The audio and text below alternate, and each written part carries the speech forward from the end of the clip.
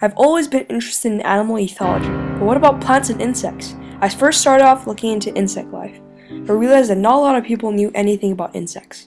Observing them was too time consuming and would not get me very far, so after making a tough decision, I decided to switch to plant life. My name is Leonard, and using my knowledge of gardening, I've turned a courtyard, a regular Shijo style courtyard, into a garden, and each plant has its use and place. I'm here with the Kryptonite group, each student choosing his or her own topic to research about for a month. I hope you enjoy the video.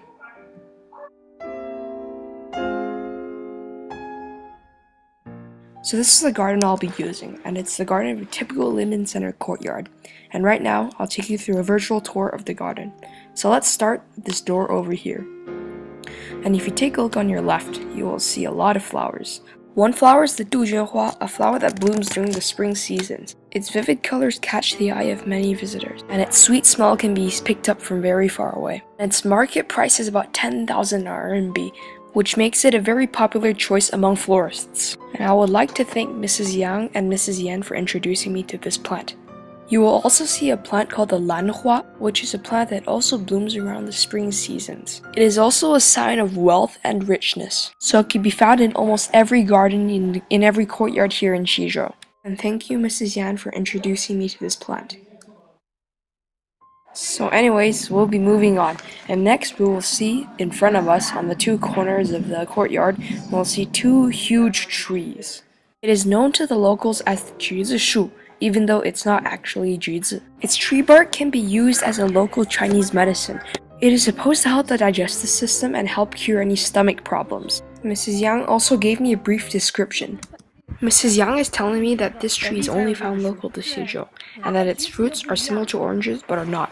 And once planted, it doesn't require a lot of care to keep it growing. The dark shade of its leaves really allow other flowers to show their colors.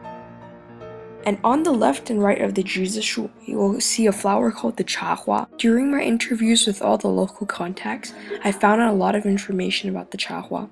The Chahua is a springtime bloomer. The flowers are extremely beautiful and the scent is pleasant. It is also supposed to be a sign of good luck because it betters the feng shui of the courtyard. No wonder it's such a popular choice among locals. So another plant you'll find is called the Muguahua. The Muguahua creates small muguas, which are papayas, but Xizhou style, and they're about the size of your fist.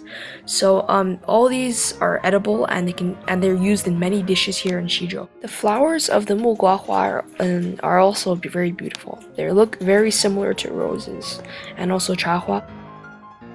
I would like to thank two main people in particular, Mrs. Yang and Mrs. Yan.